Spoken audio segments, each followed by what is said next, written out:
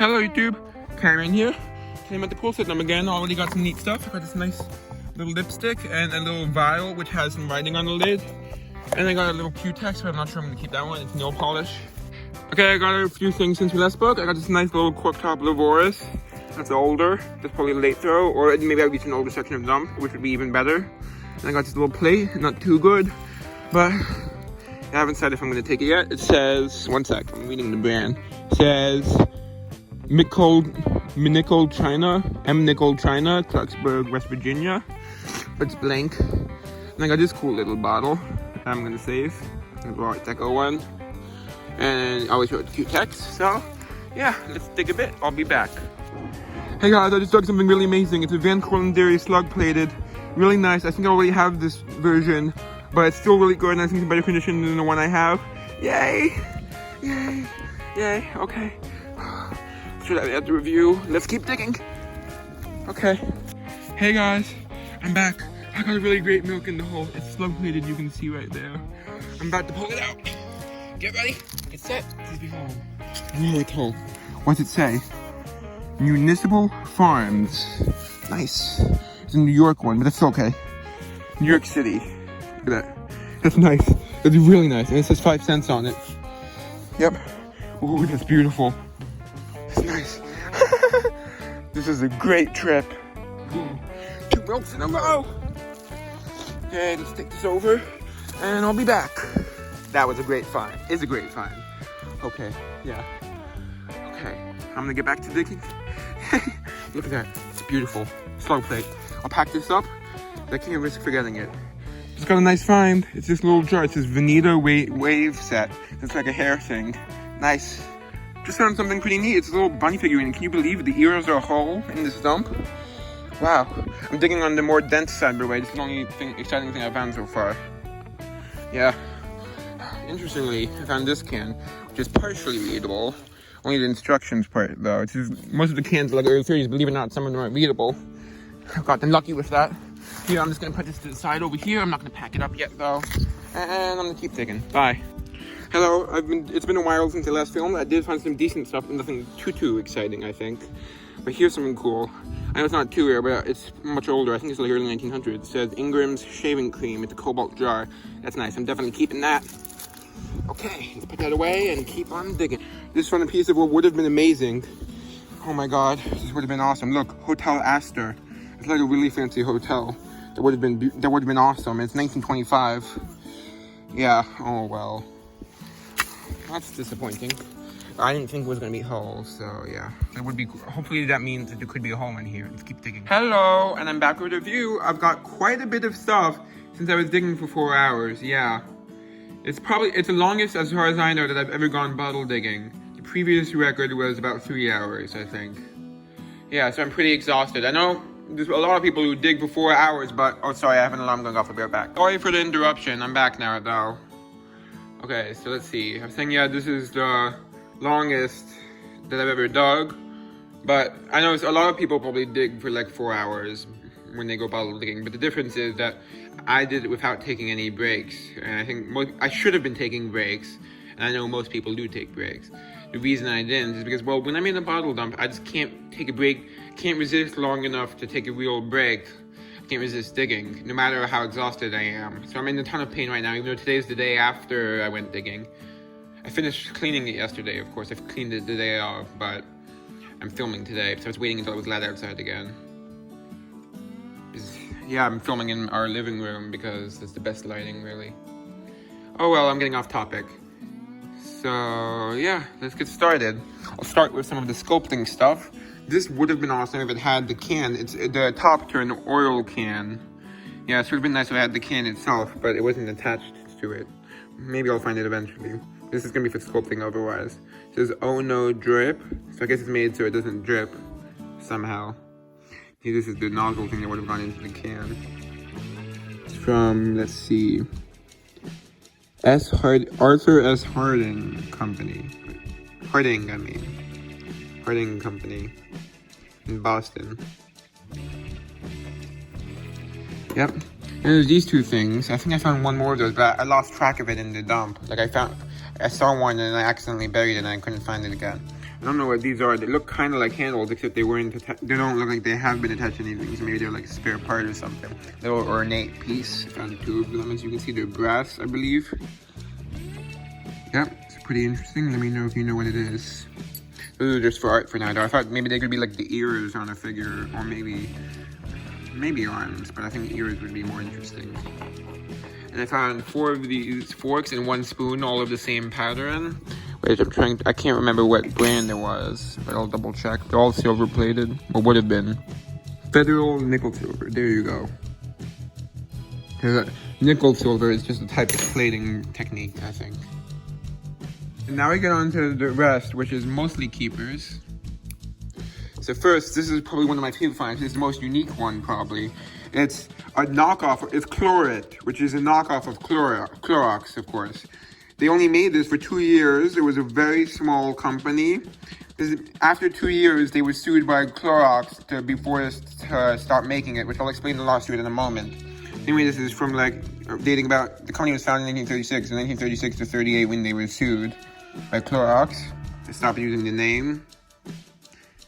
And it was a knockoff in more ways than just the name, which I'll explain in a moment. I made a summary of the lawsuit, which I found online from November 25th, 1938. So I'll read this to you. Not only did they copy the actual name itself, imitate it, but they imitated the label design.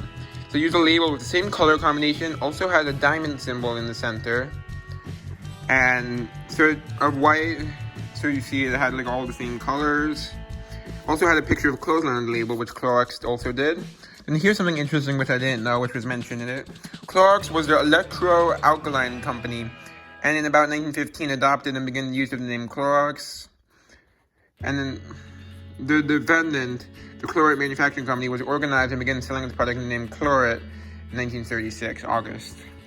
So they lasted for about a bit more than 2 years, slightly more. The plaintiff, which would mean the person suing, of course, is evidently a firm of great financial responsibility. During the last 7 years, it spent $6 million in advertising Clorox. In the year 1937, it spent $1 million in advertising. Total sales of Clorox in New York amounted to $700,000 in 1937. And so total sales for that year, total sales for the year added to $3,006,000, which would be $600,000 nationwide. The stock, you don't need to know about that. And the stock value total was about $1,200,000. The Chlorit Manufacturing Corporation, on the other hand, according to financial statement of October 29th, 1938, shows current assets at only $10,994, otherwise known as $185,205 today. You can see it was a way smaller company than Clorox. But including because it says this company itself for Clorox was worth $1.2 million, while not only the company itself in stock value, but including all its assets, which means factories and everything, adds up to a value of $10,094.47, consisting of $1,912 in cash. So that means the majority, they had very little cash and mostly just assets. And so it doesn't, you can see the details there of more specific information. So as you can see, they were a very low profit companies. They weren't really a threat to Clorox, but still, of course, they shouldn't be doing what they're doing. So this is why they weren't forced to pay any fines, because basically they couldn't of course, they couldn't afford to compensate for the Clorox's claims. So the only requirement is that they stop making it. Okay, let's see. So they tried to apply for a trademark for the word Chlorit, but it was refused. Let's see. One thing I forgot to mention is that Chlorit imitated the bottle's right there. Imitated the label styles of Clorox, the whole color scheme and the diamond shape and all that on the paper label. I forgot to mention it. Here, the purpose of the defendants is clear. They knew the plaintiff had built up a reputation after the expenditure of $6 million in advertising Clorox, and they thought they would be able to appropriate themselves the plaintiff's goodwill in Clorox by the use of the word Chlorit. Chlorit sells for 15 cents a quart bottle, 2-quart bottle for 25 cents, whereas Chlorit sells 15 cents a pint, which is about half the size, I think, and 27 cents a quart. So basically, you can see, it can be understood, it can be understood why Clorox is sold at a lower price than Clorox, where it realized that defendants were able to benefit with advertising of Clorox. And it was clearly not a mere coincidence, but a deliberate scheme on the part of the defendants. So basically, of course, they were found guilty and forced to stop using the name, which is pretty interesting. Okay, let's see, what's next? I found 4 of these McSorleys. The interesting thing is that they're super common in this dump. I've probably found at least 10 whole ones total. But I've never seen them anywhere else, including online. I found a green McSorley's paper labeled one that was unembossed online, which if I can find it again, I'll show now. But I could not find any embossed ones of any color. I'll show the embossing, I've shown it before in previous videos, just in case you haven't seen my previous videos. McSorley's Cream Stock Ale. That's quite a rare bottle outside of this dump. I don't know if it's named after a bar in New York City. It's made by the Fidelio Brewery, so I don't know if it would have been sold exclusively at the bar, or if it would have been sold outside of the bar with just the name of the bar. I don't know. They probably were sold outside of the bar, but probably not too widespread, based on the fact that I could find not much about it online. Okay, so that's probably these are like 1930s. You can see, I can't remember what that glass mark stands for. It's a K and a keystone. I can't remember what the company name is. Okay, then there's this, which is not too rare, but pretty cool. Well, I don't have one of these yet, until now. It's an Ingram's shaving cream jar, nice cobalt. Yep. And there's a design patent on it, which I'm not going to bother showing the screenshot like I normally do. Mainly because I have a lot of stuff to go over, and I'm going to be editing in a lot of other clips and stuff, so you understand, it's going to take a long time to edit this video because it's a very long video, so yeah. I'll show a printed out version you can see here. Interestingly, it was patented much earlier than I expected, in 1892. You see what if I had a metal cap here covering the complete covered screw top, like a sloping cap. You can see, like, yeah. I don't know what this image is supposed to be portraying. I don't completely understand that. But yeah, okay, so that's interesting. And we got an exclusive design to Ingram, and I got this nice 1920s, and by that dates to about the 20s. And there's this Noxzema jar, pretty nice. Yeah, I have a large size of this, which is probably pretty unusual. This one's not too much though. This is like the average size, but still good enough to save, of course, mainly for like selling or giving away. Because I don't feel like I need more than one size. Only because my space is very limited. If I had more space, I would keep it. But it's good enough to save. For sure. Okay, next, I got 2 of these very thick glasses. Unfortunately, they have some bad stains on them, so I don't know what I'm going to do with them. I don't know if these would have been like one of those ones that would have had food in it or not.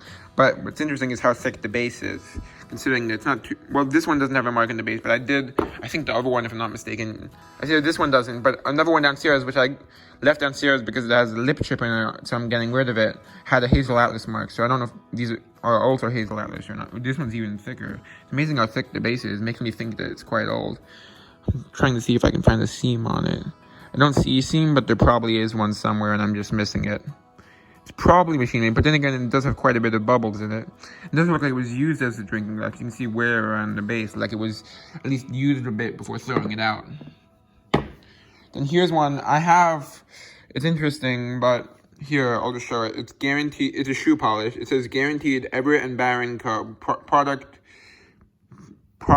Guaranteed product, Everett and Baron Co. Providence, Rhode Island. Interestingly, this is newer than, I found one of these before in the same dump. This one's probably like 30s. In fact, I have a snap top one from the 20s, which I'm assuming the snap top is older, which I'll show the snap top one now. So here's the snap top one. You can see the other one was a screw top, which actually still had the cap on it and some contents when I found it. But I took the cap off because it was all rusty and looked terrible. Even though it still got stained around the cap here on the other one. But you see this one cleaned up really nice. Okay, let's see, what's next? This one cleaned up really nice, and I can probably clean it up even better with like a Q-tip, which I use to get into the corners, which still has a little bit of dirt. But this is a nice Veneta wave set. That's like 1930s. Yep, pretty nice. Never seen these before, but I was able to find a few online. It's pretty nice though. It's Hazel Atlas, it's a glass company. Yep. And here's a really cool find. This is about 1932, based on the Owens, Illinois date code. So the Vitalis hair tonic. It's pretty cool. What makes it special is it still has the metal cap you can see, which I think is made out of lead actually. See, it says Vitalis on it, and the little nozzle. It's pretty nice. It says Vitalis on in three spots. Top and bottom actually, so if you add it up, it's 6 spots. I mean like 3 sides. You know what I mean? Yeah, so that's pretty cool. And then interestingly, I couldn't find one from this time period. The newest one, the oldest Vitalis I could find was like probably late 30s, but it was a different design. They still make Vitalis today, which is pretty cool. So I found a cool 1950s ad for television ad for Vitalis, which I'll show now. Oh, don't let the hot sun dry out your hair. Better use Vitalis. Summer sun, the wind, the water, all make your hair dry as the desert. Your scalp becomes flaky. New Vitalis Hair Tonic with V7, the greaseless grooming discovery, stops summer dryness, keeps your hair neater all day. Vitalis gives your hair extraordinary protection from the ravages of sun, wind, and water. New laboratory findings show that even excessively dried out hair gets back its necessary moisture content faster with Vitalis than with any leading hair cream or hair oil. Yes, greaseless Vitalis with wonder-working V7 does wonders for your hair and for you, too. Get new Vitalis with V7. If you want to make time with your girl, better use Vitalis. You know what I mean. Okay, next. This is older than the other ones. I think this is probably like early 20s. At least based on what I know. It's a Laboris mouthwash bottle, I believe, with mouthwash. And interestingly, it has a little star here, which is nice. Laboris mouthwash. The bottom, it says Laboris Minneapolis. It says Laboris Chemical Co. Well, abbreviated, but Chemical Co. Minneapolis. And there's this, which is, I actually have a cobalt version of this, a larger size cobalt version. Cobalt one is quite rare, but I think the triangular one, even though I think I've only found one before, is quite common. It's Norwich, which is Pepto-Bismol, it would have been. It does have the original lid, which is, unfortunately, doesn't have any writing on it. But it's still good enough to save. Okay. Then this is a really good find. Unfortunately, not as good as I initially thought. It's very worn, has a bruise, and then it has a crack on the base. I don't know if the crack or bruise was there before I dug it or not. I didn't notice it, but it doesn't mean it wasn't there. I'm not 100% sure. Because the crack, which is on the base, is in a spot where I could have easily missed it when I was checking for cracks and bruises before I cleaned it. But I don't know. Anyway, this is a much earlier milk, I think. I couldn't find anything on it, really.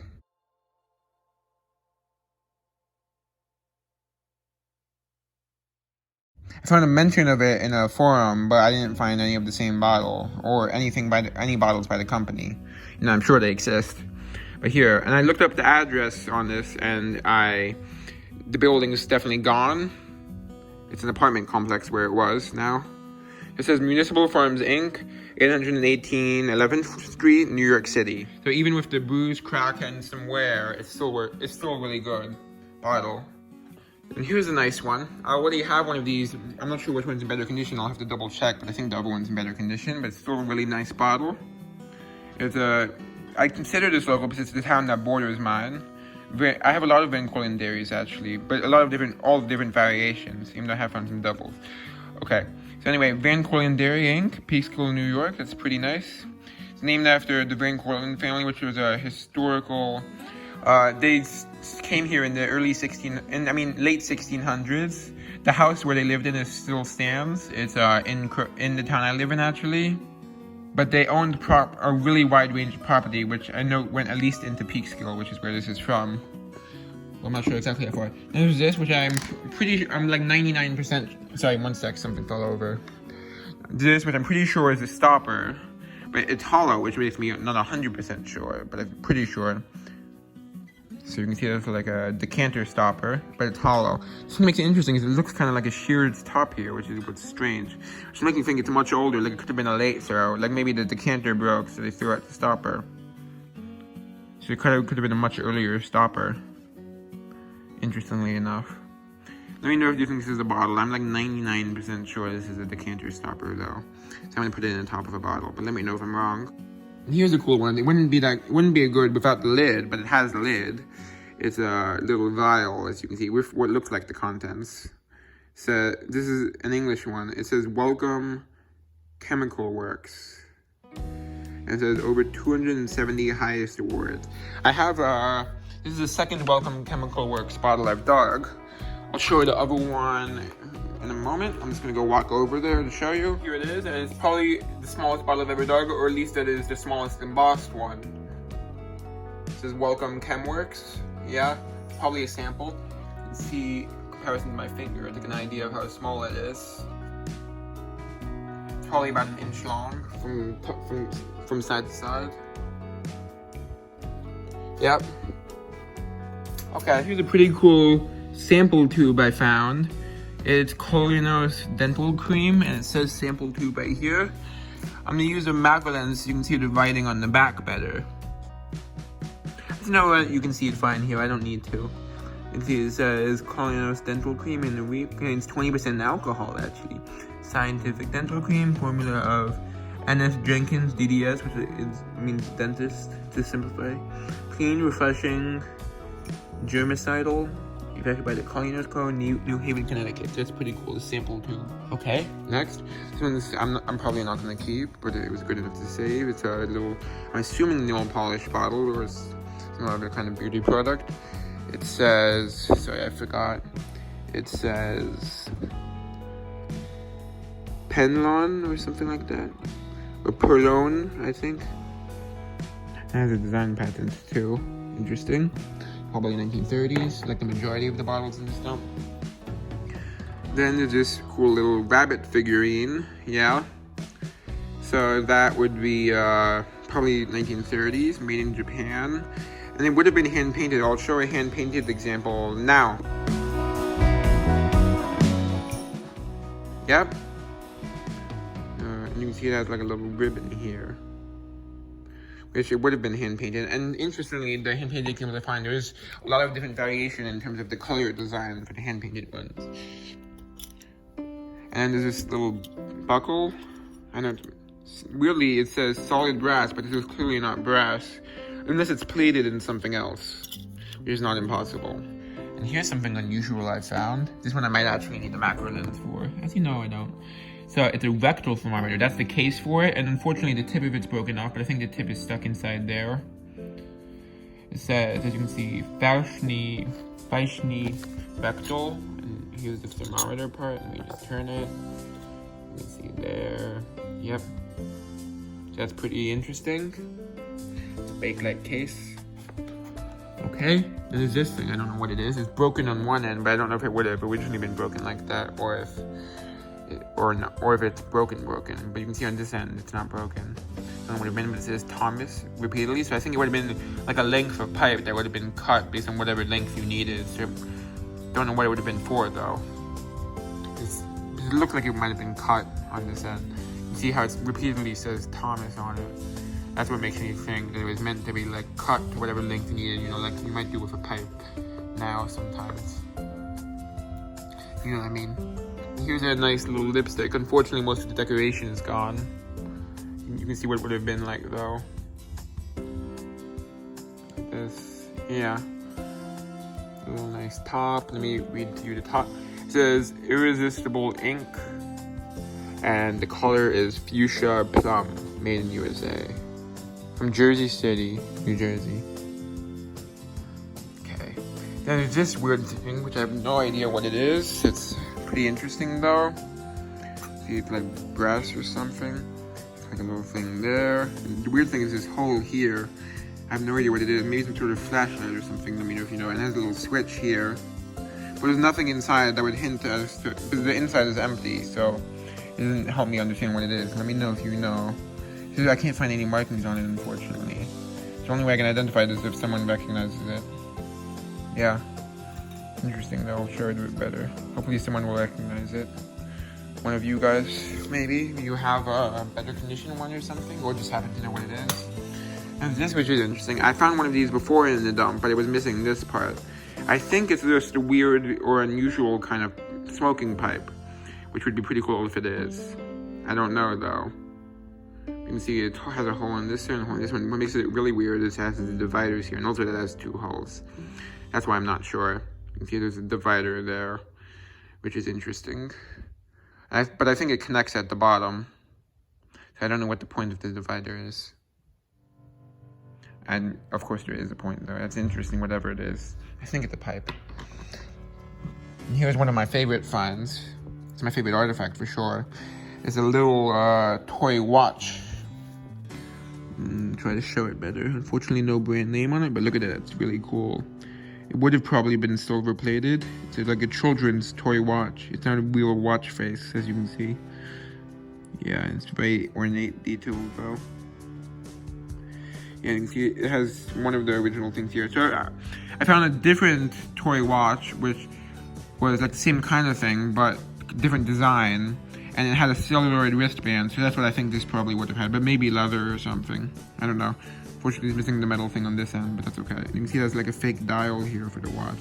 It's pretty thin metal though, yeah. Fortunately, I could not find any brand name on it. Probably wasn't an expensive thing, but also I think would have been silver plated. Okay, we're almost done. It's been a very long video, hasn't it? It's gonna take a long time to edit. Anyways, there's a little milk glass button, then there's all these little beads, all glass. And what's on top of it is a very weird mason jar lid. I've never seen one like this before. The reason I know it's a mason jar lid and not like a furniture coaster or something is it was on top of a broken mason jar. Unfortunately, there was not enough of the mason jar left to tell me what brand it was. Or company, you know what I mean. And let me just double check. That's all. Hope you enjoyed. Time to knock off. Okay, sorry, but I forgot 2 items because I forgot to take them out of the box. So I'll quickly show it. I hope this doesn't ruin my outro, but I'm not going to do another one. So this like old, I guess at least 1930s vinyl record, which is the first whole one of the pieces of vinyl records before, never whole. Unfortunately, of course, the label's unreadable because it probably would have been paper. Interesting. Unfortunately, it's too warped to play, so it would be awesome if I could play it. And also it has the bad crack. If it didn't have the crack, there might be some possibility, even though very unlikely. But it's cracked. That's probably going to be for art. Not sure more specifically than that. And then there's this toothbrush, which says Master. I don't think sterilized. I don't know if I found this brand before. Interesting. And now that's actually all. Hope you enjoyed. Bye. And because I'm really proud of that outro I did previously, I'll say it again. Time to knock off.